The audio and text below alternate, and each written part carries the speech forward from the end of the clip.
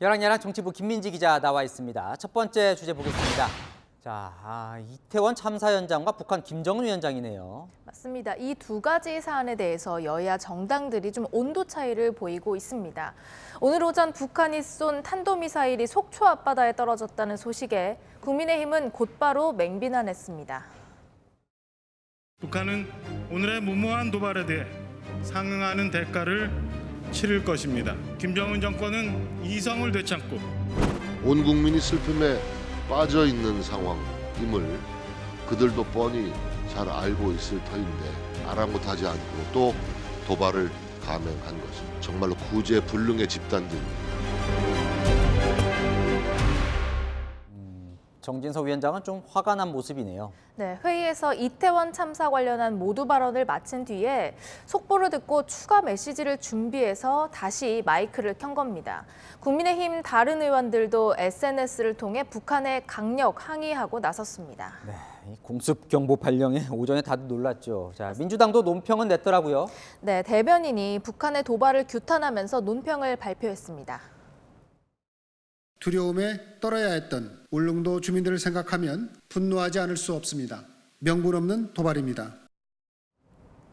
하지만 오늘 이재명 대표 주재 회의에서는 이 얘기가 집중적으로 나왔습니다. 오늘 새벽에도 이태원 참사 희생자분들의 발인들이 많이 있었습니다. 이 엄중한 시기에 국가는 어디에 있었는지. 국민 생명 못 지키는 국가는 자격 없다.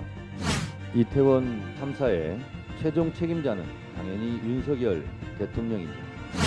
살릴 수 있었던 사람들을 왜 살리지 못했습니까? 민주당 회의 공개 자리에서 당 지도부의 북한 관련 언급은 없었는데요. 여야 모두 하고 싶은 얘기에 집중하는 모습입니다. 네, 다음 주제 넘어가 보겠습니다.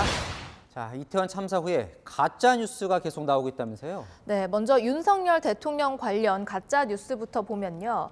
오늘 새벽 한 유튜브 채널에서 이태원 참사 직후 열렸던 긴급 상황 점검 회의 사진이 합성이라고 주장했습니다. 손혜원 전 의원, 또 마칼럼니스트 황교익 씨 등이 해당 유튜브의 주장을 SNS에 공유하기도 했는데요.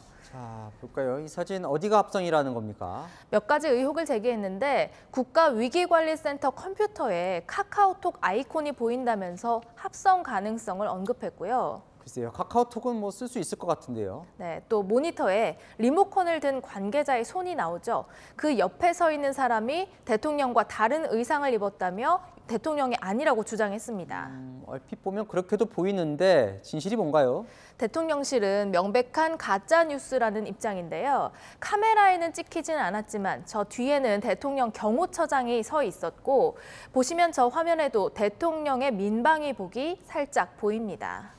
자, 오세훈 서울시장이 참사 현장에서 도망을 갔다 이런 뉴스도 있더라고요.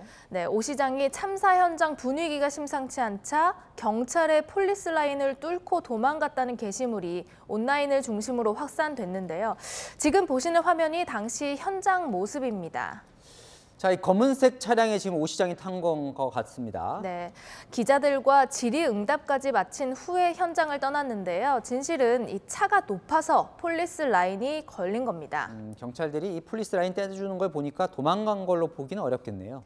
네, 국민의힘은 가짜 뉴스가 사회를 혼란하게 하는 무책임하고 악의적인 선동 행위라고 비판한 바 있죠. 분노를 쏟아낼 대상을 찾기 위한 가짜뉴스 생산은 참사 수습에 아무런 도움이 되지 않습니다. 아까운 시간을 이런 데에 낭비하지는 말아야겠습니다.